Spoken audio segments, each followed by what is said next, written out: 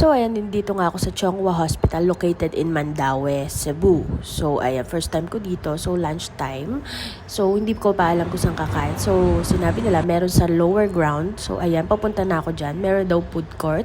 So, ayan, makikita nyo dito is mga pagkain Pinoy and lutong bahay. So, meron din mga fried, meron din mga food stall, like, ayan, meron mga chicken, merong fish, escabeche, ayan, may mga gulay din, iba't ibang klase. Merong 150 and yung nabili kong gulay like ng chop suey with rice, 105 na yon. O diba, busog ka na doon. May mga fried din, gaya ng ganyan. Ayan, tapsilog, may hotdog, silog, may mga eggs. Ayan yung binibenta nila. Ayan naman, lutong bahay din, may sabaw. Iba-ibang klaseng food. Kung naghanap kayo ng makakainan, nasa lower ground lang to. Ayan, meron nga din dito mga desserts.